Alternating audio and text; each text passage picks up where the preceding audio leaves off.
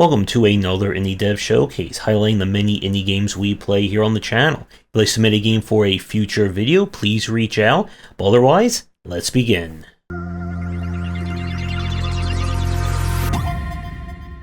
We are starting things off with Sentry. This is a kind of combination between Orcs Must Die and FPS. It is your job to defend spaceships from evading waves of enemies, keeping them from reaching the core, and doing your best to upgrade and stay one step ahead of them. Please note the footage you are seeing is taken from relatively early in the early access of this game, and may not represent the current version of it, which has added in co-op as of February 2025. Now, as the two name drops are illustrating here, this is essentially a first-person take on the Orcs Must Die formula. You'll set up traps, call in the waves, and then you must defend the paths from any and all threats getting to them. As the game goes on, or as the level goes on, more breach points will open up, and you'll need to do your best job of defending from multiple avenues at a time. There is meta progression, with unlocking new traps, and upgrading your gear and kind of your character, allowing you to equip more things, let you use bigger guns, bigger traps, etc, etc.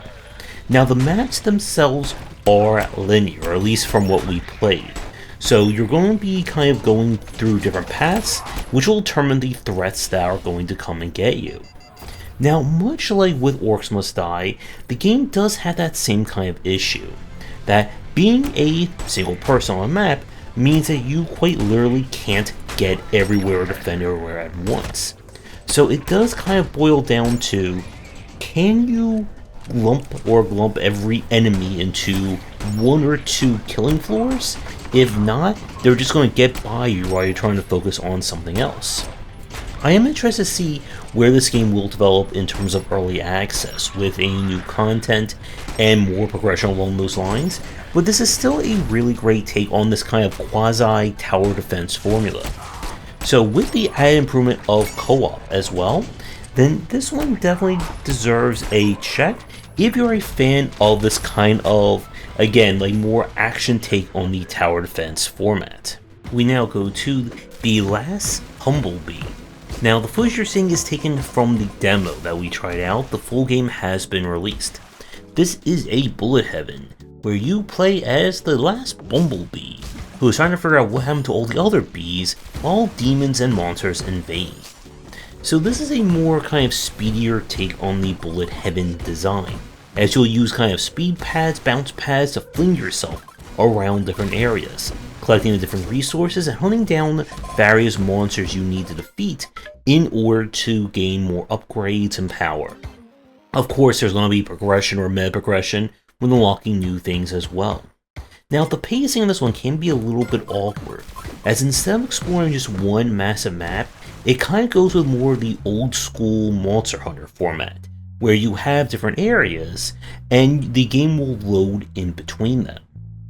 And it can be a little bit off when you're like in the flow of things to then get to a loading screen, which you have to wait for things to get past.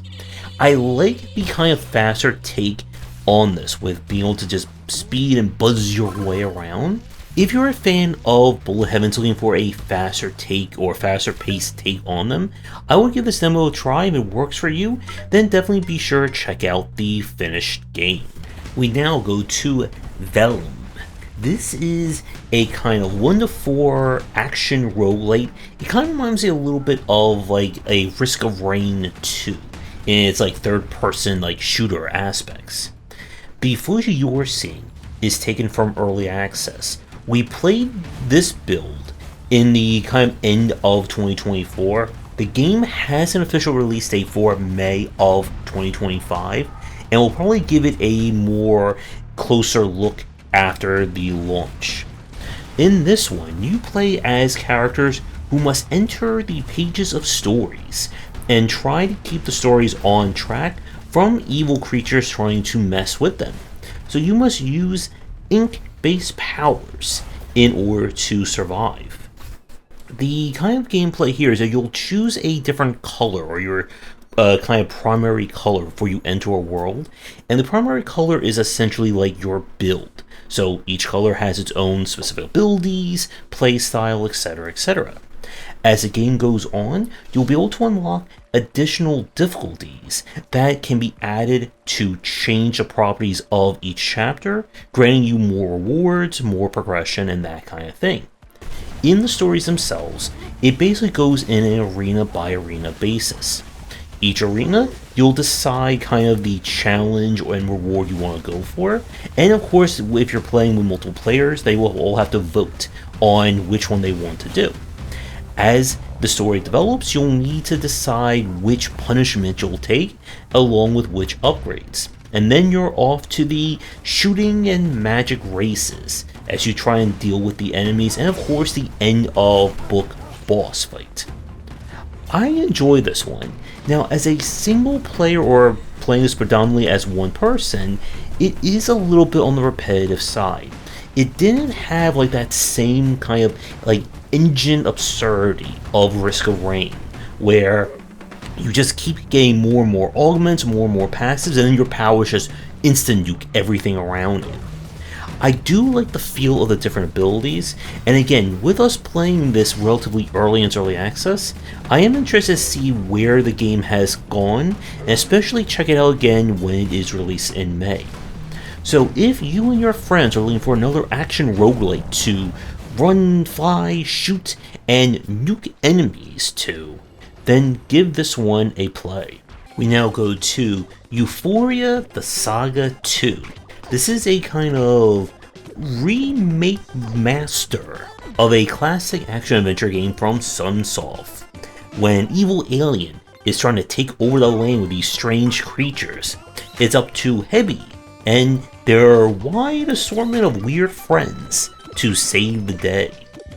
This is a kind of unusual take on the platformer formula. You see, the game uses the level designs or the level format from the original, but instead of you going into linear levels each time, the levels themselves feature some slight variations, determining where major chests are, bonus items, etc., etc. The format here is that you're going to be collecting coins, and these coins will be used to purchase different items that will unlock new forms of progression and abilities for each of the character. You can also grind coins to get more health and other bonus features as well. The gameplay here is going to be more on the casual side. Again, this is based on an old school NES platformer, so don't be expecting Super Meat Boy levels of masochistic platforming. I absolutely love the kind of handcraft art style that this game has with it, especially everything has that kind of like realistic look and feel. Now, as for the gameplay, as I said, this is not going to be like an overly difficult one to play, and it can be a bit on the grindy side, because again, you're going to need to be repeating these levels, even though there'll be slight variations. You're still doing the same format in order to complete the bonus challenges, get enough money to unlock the next progression, rinse and repeat. So this is going to be one that's definitely for someone who's looking for more on the casual, cozy side of 2D platforming with an incredibly charming look and feel to it. So, I would recommend this one if you're in the mood to relax, collect coins, and explore a very weird and original world. Speaking of weird and unusual, our next game is Yellow Taxi Goes Vroom. The footage you're seeing is taken from the demo, but the full game was released as of April of 2024. In this one, as the name implies, you play as a yellow taxi, and you must drive around collecting gears, MacGuffins, and customers in order to get through each one of the levels. The game is described as a love letter to the N64 era, both in terms of its look and the sheer collectathonness that is going on. Now, you do not have a jump button, and instead you must use different combinations of boosting, bumping, and other elements in order to bounce, drive, slide, bounce some more around the different levels. If you're hoping for a super realistic take on platforming and taxi cabs, this is definitely not going to be the game for you. But this is a really solid and original 3D platformer and again, all the more so by the fact that you don't have a jump button. It can be a little bit funky in terms of driving. Again, you're dealing with the physics of your taxicab, having to make sure you have enough get up and go for your boosts in order to make various jumps slash not jumps. But still, a very great game, and one I do want to check out the full game now that it is out. So if you're a platformer fan who's also on the move for a little driving as well, then you definitely want to check out this demo. And once again, if you enjoy it, there is the full zaniness game that is out there to play. And for the last game of this week's showcase, we turn to Lakeside. This is a deck building kind of style of a city builder. It is your job to build your picturesque city up from the ground up, making sure everyone is still fed and you have enough resources to survive each year. The structure in this one is that as you build up various structures, they will earn you varying amounts of resources or consume certain things. As the game goes on, when your town hits certain milestones, you'll be able to choose from rewards, and these rewards come in the form of new things that you can build. The different structures will belong to kind of different types, so there's kind of like lower class buildings, middle class, elite artists, etc, etc. And this is kind of where you get the deck building style of a build, as each kind of class has its own kind of rewards and requirements. So your goal is to try and keep going for as long as you can and meeting the demands of each year. It's a very interesting take, and I love the art style of it, but it does run into some difficulties because your city is quite literally limited to what you see on the screen. Like, this is not a game you're going to be building 87 screens worth of buildings and resources. It means that a lot of this is about you just kind of having to tear things down, build something new, and just keep messing with your formula. Because if you don't keep growing and using your better buildings, you're going to fall behind. So it's one of those games where it's easy until it's not, and likewise it's hard until it's not. Once you know kind of the right pattern for which buildings you want to construct first, which resources to focus on, it just becomes a matter of implementing that on each run. So this one doesn't quite have the legs of some of the other city builders or deck builders that we've played, but it's still an original concept. So I would give this one a try if you're looking for a more, I would say, streamlined take on the formula, and one that you're not going to be spending eons building cities too. And with that, another showcase comes to an end. You'll find links to all the games down below. Let me know what you think about these ones as well. And again, let me look at your game for a future stream and showcase. Please get in touch. And with that, I will see everyone in our next video and for another showcase real soon.